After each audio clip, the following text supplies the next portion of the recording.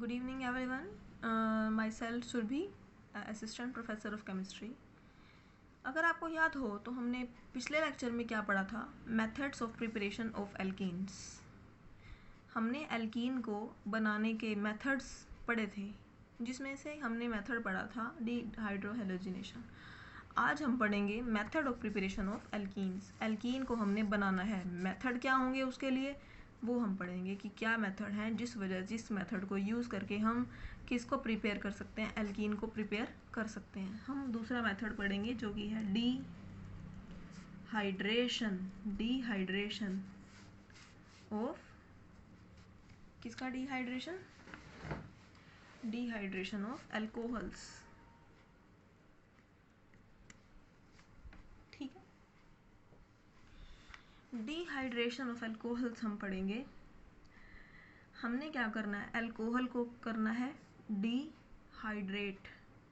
क्या आपको पता है डिहाइड्रेशन का क्या मीनिंग है? कहते हैं ना भाई गर्मियों में तो हमें डिहाइड्रेशन हो सकता है गर्मियों में। इसका मतलब है हमारी बॉडी से पानी का रिमूव हो जाना, डिहाइड्रेशन। कहते हैं ना भाई डिहाइड्रेशन हो जाता है, पानी ज़्यादा पिया करिए, तो ये सब। तो डिहाइड्रेशन का मतलब होता है पानी का रिमूव हो जाना। तो मैंने आपको पहले ही बताया था, डी वर्ड लगते ही हम क्या करते हैं, remove. D means remove, hydration means H2O को रिमूव कर दो। ठीक है, किसका, एल्कोहल का। जैसे हम कोई भी अल्कोहल ले लेते हैं, मान लो हमारे पास ये एक अल्कोहल है ना, ये क्या है, ये अल्कोहल। क्यों? क्योंकि इसके अंदर ये OH ग्रुप अटैच है, OH ग्रुप इज अटैच्ड। तो ये क्या हो जाएगा हमारा, कोई भी अल्कोहल। इस अल्कोहल को हमने क्या करना है, डिहाइड्रेशन। कैसे? इस कार्बन का H निकाल दो, इस कार्बन का OH हटा दो, तो क्या बन जाएगा, हटा दिया। हटाने के बाद कार्बन की वैलेंसी पूरी करने के लिए डबल बॉन्ड लग गया, क्या बन गया, एल्कीन। तो एल्कीन का मेथड ऑफ प्रिपरेशन ही तो है, ये बन गया ना हमारा एल्कीन। कोई भी एग्जांपल ले लो, एग्जांपल CH3 CH2OH। ठीक है, ये रिएक्शन किसकी प्रेजेंस में होती है, ये रिएक्शन H2SO4 सल्फ्यूरिक एसिड की प्रेजेंस में होती है। ठीक है, और टेम्परेचर हम मान लो ले लेते हैं 433 केल्विन। इस कंडीशंस पर हम इस रिएक्शन को अगर करवाएं तो हमने क्या करना है, डिहाइड्रेशन मीन्स पानी को निकालना है। इस अल्कोहल के इस कार्बन के हाइड्रोजन को हटा दो और इस कार्बन के OH को हटा दो, क्या बन जाएगा, हटाओ भाई, CH2 रह जाएगा क्योंकि H को हटा दिया। इधर से क्या रह जाएगा, सिर्फ CH2 क्योंकि OH को भी हटा दिया। दो चीज़ें हटाई हैं तो यहाँ डबल बॉन्ड बनाना पड़ेगा और हमारी एल्कीन बन गई और यहाँ से हमारा वाटर रिलीज हो गया। ठीक है भाई, आपको किसी में कोई दिक्कत है तो प्लीज़ कमेंट सेक्शन में नीचे लिखकर पूछ सकते हैं। सेकंड एग्जांपल देखते हैं हम। सेकंड एग्जांपल हमारे पास है CH3OH और रिएक्शन की कंडीशंस हैं 20% हमने लिया है यहाँ पर H2SO4 सल्फ्यूरिक एसिड और 355 केल्विन हमने यहाँ पर टेम्परेचर लिया है। देखो, इस अल्कोहल को हम क्या बोल सकते हैं, टर्शरी ब्यूटाइल अल्कोहल। ठीक है, अब देखो हमने क्या करना है, डिहाइड्रेशन, पानी को हटाना है। इस कार्बन का OH हटा दो और इस कार्बन का हाइड्रोजन हटा दो। ठीक है, आप कहोगे भाई हम इस कार्बन का हाइड्रोजन हटा रहे हैं, हम इस कार्बन का हाइड्रोजन भी तो हटा सकते हैं। भाई प्रोडक्ट तो सेम ही बनेगा। क्यों? क्योंकि इसके साथ चाहे आप इस कार्बन का हाइड्रोजन और इसका ये OH ग्रुप हटा दो, प्रोडक्ट तो सेम ही बनेगा ना, कोई फ़र्क तो होगा ही नहीं। तो किसी भी एक कार्बन का आप हाइड्रोजन हटा दो, चाहे इसका चाहे इसका चाहे इसका, कोई फ़र्क नहीं पड़ेगा, प्रोडक्ट सेम बनेगा। तो इसलिए मैं इस कार्बन का OH हटा देती हूँ और इस कार्बन का हाइड्रोजन हटा देती हूँ, क्या बन जाएगा, CH3 CH3 OH हटा दिया। ठीक है, यहाँ से क्या हटाया, एक हाइड्रोजन। तो कितने हाइड्रोजन रह गए, 3 थे, एक हटा दिए, कितने रह गए, 2। कार्बन की वैलेंसी पूरी करनी है, 1 2 3 है तो 4 बनानी है वैलेंसी। इधर से कितनी है, 1 2 और 3, तो इसलिए एक बॉन्ड यहाँ पर लगाना पड़ेगा। तो हमारी ये क्या बन गई, एल्कीन। और यहाँ से क्या रिलीज हुआ, वाटर। समझ में आया आप सबको? अब देखिए, अगर हम बात करें मैकेनिज्म की, इसके मैकेनिज्म की, इसके मैकेनिज्म में देखो क्या होता है। स्टेप नंबर 1, टोटल कितने स्टेप्स हैं? 3 स्टेप्स मैकेनिज्म। स्टेप नंबर 1, हमने अपना अल्कोहल लिख लिया कोई भी, लेट अस सपोज ये मेरा एक अल्कोहल है।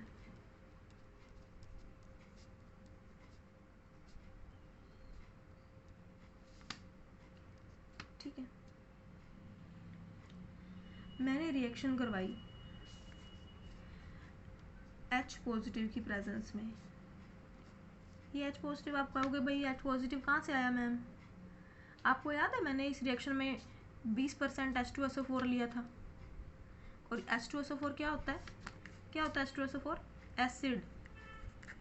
एसिड का क्या काम होता है? H पॉजिटिव रिलीज करना रिएक्शन के अंदर। पता है ना आपको एसिड का क्या पर्पज है? H पॉजिटिव को रिलीज करना रिएक्शन के अंदर। तो ये H पॉजिटिव कहाँ से आया? From acid. फ्रॉम एसिड, यहाँ पे एसिड कौन सा लिया था? H2SO4। तो H पॉजिटिव हमने यहाँ पे ले लिया। अगर आपको पता हो तो ऑक्सीजन के पास लोन पेयर होते हैं कितने? 2। अगर ये लोन पेयर इस हाइड्रोजन पॉजिटिव को दे देंगे, मतलब ये ऑक्सीजन अपना एक लोन पेयर इसको दे देगा। H पॉजिटिव था मतलब इसके पास इलेक्ट्रॉन्स की डेफिशिएंसी थी। तो क्या बन जाएगा? क्या बन जाएगा देखिए, CH, H और H, इधर से H H। इस ऑक्सीजन ने दिया है ना इसको, क्या बनेगा? OH। इसने अपना लोन पेयर दे दिया ना H को, यहाँ बन गया H। ठीक है, अब ऑक्सीजन ने दिया है लोन पेयर, तो ऑक्सीजन के ऊपर क्या चार्ज आ जाएगा? पॉजिटिव। क्यों? क्योंकि इसने दिया है। आप कहोगे हाइड्रोजन पे क्या चार्ज आएगा? भाई हाइड्रोजन तो ऑलरेडी पॉजिटिव था ना, तो इसने ले लिया, पॉजिटिव ने ले लिया, तो इसके ऊपर कोई चार्ज नहीं। आप सबको पता है इस बात का? देखो पहले ही एक चीज़ पॉजिटिव है और अगर उसको इलेक्ट्रॉन्स मिल जाएं तो वो न्यूट्रल बन जाएगा। लेकिन अगर कोई चीज़ न्यूट्रल ही है ऑलरेडी, तो उसको इलेक्ट्रॉन दे दें तो क्या बन जाएगा? Negative charge. बात समझ में आ रही है? बोलो भाई, दोबारा सुनिए। कोई चीज़ पॉजिटिव है, उसको इलेक्ट्रॉन्स मिल जाएं तो उसकी डेफिशिएंसी पूरी हो जाती है और वो क्या बन जाता है? न्यूट्रल। लेकिन अगर कोई चीज़ ऑलरेडी न्यूट्रल है, न्यूट्रल मीन्स नो चार्ज, और उसको हम इलेक्ट्रॉन दे दें तो अब उसके ऊपर एक्सेस ऑफ इलेक्ट्रॉन्स हो जाते हैं, जिस वजह से इसके ऊपर क्या चार्ज आता है? नेगेटिव। ठीक है, तो अब आपको ये समझ में आ गया यहाँ से? ठीक है, तो अब देखिए यहाँ पर, अब इस पर पॉजिटिव है, इसका मतलब इसको इलेक्ट्रॉन्स चाहिए, तो ये कार्बन के इस बॉन्ड के इलेक्ट्रॉन्स ले लेगा। ठीक है, अगर ये इस बॉन्ड के इलेक्ट्रॉन्स ले लेगा तो क्या बन जाएगा? CH H H, यहाँ पर CH H। देखिए भाई, कार्बन ने अपने इलेक्ट्रॉन्स दे दिए, तो कार्बन पे क्या चार्ज आ जाएगा? पॉजिटिव। और इस ऑक्सीजन प्लस इस ऑक्सीजन ने इलेक्ट्रॉन्स ले लिए जो कि ऑलरेडी पॉजिटिव था। अब ये क्या बन जाएगा? इलेक्ट्रॉन्स लेके न्यूट्रल। तो यहाँ पर OHH, जिसको हम क्या लिख सकते हैं? क्या लिख सकते हैं इस OHH को? H2O। ठीक है, तो ये हमारा साथ में रिलीज हो गया। क्या बन गया हमारा? ये बन गया। ठीक है, सेकंड स्टेप हम बात करेंगे सेकंड स्टेप की। Step number 2।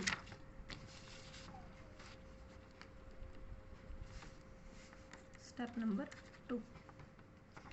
स्टेप नंबर 2 में क्या होगा बच्चे? देखिए, जो स्टेप नंबर 2 है ना, वो वही था। दोबारा देखिए, आपको मैंने बताया था स्टेप नंबर 1, यहाँ से H पॉजिटिव ने रिएक्ट किया, हमारा ये बन गया, ये स्टेप नंबर 1 था। और स्टेप 2 क्या हो जाएगा? जब ये अपने इलेक्ट्रॉन्स लेकर, ऑक्सीजन इलेक्ट्रॉन्स लेकर H2O की फॉर्म में निकलेगा, और यहाँ पर हमारा कार्बोकेटाइन बनेगा। तो यही हमारा क्या हो जाएगा, स्टेप 2। हम दोबारा से खोल के लिख के देखते हैं, स्टेप 1 भी, स्टेप 2 भी और स्टेप 3 भी। शुरू से स्टेप 1 देखिए, स्टेप 1 क्या था, HCH H और OH हमारा क्या है, अल्कोहल। किसके साथ रिएक्शन करानी है, H पॉजिटिव की प्रेजेंस में। क्या कहा था मैंने आपको, बताइए भाई। अब ऑक्सीजन के पास लोन पेयर है, इसको दे देगा, क्या बन जाएगा, HHH CHH OH। ऑक्सीजन ने इलेक्ट्रॉन्स इसको दे दिया H को, और इस पर क्या चार्ज आ जाएगा, पॉजिटिव। अब देखिए स्टेप नंबर 2 में क्या था, जो ये बना है इसको लिख लीजिए यहाँ पर, HHH CHH OH positive. Step number 2 में क्या होगा कि ये ऑक्सीजन इलेक्ट्रॉन्स लेके निकल जाएगा, और यहाँ क्या रह जाएगा, लिख लीजिए जो बच गया, कार्बन ने इलेक्ट्रॉन्स दे दिए ना, तो कार्बन पर पॉजिटिव चार्ज, और ये इलेक्ट्रॉन्स लेके यहाँ से निकल गया किसकी फॉर्म में, H2O की फॉर्म में। ये स्टेप नंबर 2 हो गया। स्टेप नंबर 3 में देखो, जो बना उसको लिख लो, CH और H CH और H, यहाँ पर क्या है, पॉजिटिव चार्ज। ठीक है, अब आपको पता है ये क्या है हमारा, कार्बोकेटाइन। क्या है ये, कार्बोकेटाइन। कार्बोकेटाइन क्या होता है, जिसमें कार्बन के ऊपर पॉजिटिव चार्ज हो। कार्बोएनाइन क्या होता है, जिसमें कार्बन के ऊपर नेगेटिव चार्ज हो। इतना तो आप सबको पता ही होगा ना कार्बोकेटाइन और कार्बोएनाइन के बारे में। तो आपको दिख रहा होगा यहाँ पर क्या है, कार्बन के ऊपर पॉजिटिव चार्ज, इसलिए मैंने इसको क्या बोला, ये है हमारा कार्बोकेटाइन। ठीक है, आपको पता है यहाँ पे इस कार्बोकेटाइन के साथ क्या निकला, साथ में वाटर निकला है ना भाई। इस वाटर की, अब ये वाटर जो निकला ना, ये इसी के साथ रिएक्ट कर लेगा। कैसे, यहाँ पर लिख लो H2O। मतलब यही चीज़ मैंने यहाँ उठा के यहाँ लिख दी सेम, क्योंकि थर्ड स्टेप में इन दोनों के बीच में ही रिएक्शन होगी। कैसे, ऑक्सीजन के पास जो लोन पेयर थे, अब ये ऑक्सीजन इस हाइड्रोजन को अपने ये lone pair of electrons they देगा। अब ये वाले इलेक्ट्रॉन्स किसके पास चले जाएंगे, कार्बन के पास। क्या बन जाएगा, HCH। ये इलेक्ट्रॉन्स इसके पास चले गए ना कार्बन के पास, तो यहाँ पर क्या चार्ज आएगा, कार्बन ने इलेक्ट्रॉन्स ले लिए ना भाई। ये वाले इलेक्ट्रॉन्स अगर कार्बन के पास चले जाएंगे तो कार्बन के पास क्या चार्ज आ जाएगा, नेगेटिव, CHH। और यहाँ पर क्या है हमारा, पॉजिटिव है। आपको पता है इस ऑक्सीजन ने किसको लिया है, इस हाइड्रोजन को लिया ना, तो साथ में क्या बन जाएगा, OH2। यही चीज़ लिखी है अभी तो, OH2। इस ऑक्सीजन ने किसको ले लिया, हाइड्रोजन को। भाई ऑक्सीजन ने अपने लोन पेयर किसको दे दिए, हाइड्रोजन को। तो ऑक्सीजन ने लोन पेयर दिए हैं ना, तो ऑक्सीजन पर क्या चार्ज आ जाएगा, पॉजिटिव। समझ में जिसको नहीं आया वो दोबारा देखिए। सेकंड स्टेप में हमारे जो प्रोडक्ट बने थे, थर्ड स्टेप में मैंने उन्हीं को ही दोबारा यहाँ पर रिएक्टेंट की फॉर्म में लिख लिया। क्यों, क्योंकि थर्ड स्टेप में इन दोनों के बीच में ही आपस में रिएक्शन होगी। तो हमने क्या करना है, ऑक्सीजन के पास लोन पेयर थे, ऑक्सीजन ने अपने लोन पेयर ऑफ इलेक्ट्रॉन्स से इस हाइड्रोजन को ले लिया, या फिर मैं यूँ कहूँ कि ऑक्सीजन ने अपने लोन पेयर ऑफ इलेक्ट्रॉन्स इस हाइड्रोजन को दे दिए। ऑक्सीजन ने दिया है तो ऑक्सीजन पर क्या चार्ज आ जाएगा, देने वाले पर हमेशा क्या चार्ज आता है, पॉजिटिव। और यहाँ से हाइड्रोजन को इसने इलेक्ट्रॉन्स दे दिए। अब ये वाले इलेक्ट्रॉन पेयर कहाँ चले जाएंगे, इस कार्बन के ऊपर, तो कार्बन पे क्या चार्ज आ गया, नेगेटिव। अब देखो भाई, इस कार्बन पे पॉजिटिव, इस कार्बन पे नेगेटिव। अगर ये नेगेटिव वाला इलेक्ट्रॉन्स यहाँ पर इस कार्बन के यहाँ पर बॉन्ड बना ले तो क्या बन जाएगा, CHH CH और H। इस कार्बन ने ये इलेक्ट्रॉन्स अगर इसको दे दिए तो यहाँ पर बॉन्ड नहीं बन जाएगा। अब आप मेरी बात ध्यान से सुनना, कार्बन पर नेगेटिव था और इस कार्बन पे पॉजिटिव था। इस पे थी एक्सेस ऑफ इलेक्ट्रॉन्स, इस पे थी डेफिशिएंसी ऑफ इलेक्ट्रॉन्स। ठीक है, अगर ये नेगेटिव अपने इलेक्ट्रॉन इस बीच में देकर, मतलब कि दोनों के साथ शेयर करवा के, ये इलेक्ट्रॉन्स दोनों के साथ शेयर करवा के बॉन्ड बना लेता है अगर ये कार्बन, तो इसका नेगेटिव खत्म नहीं हो जाएगा क्योंकि इसने दे दिए, और इस कार्बन का पॉजिटिव खत्म नहीं हो जाएगा क्योंकि इसने ले लिया, बस तो बॉन्ड बन गया। तो हमारा क्या बन गया? एल्कीन। तो आपको समझ में आ गया इसके मेथड ऑफ प्रिपरेशन का मैकेनिज्म, ठीक है। तो ये इसका मैकेनिज्म था। थैंक्स। नेक्स्ट हम नेक्स्ट लेक्चर में पढ़ेंगे। Please share, like and comment the video. Thank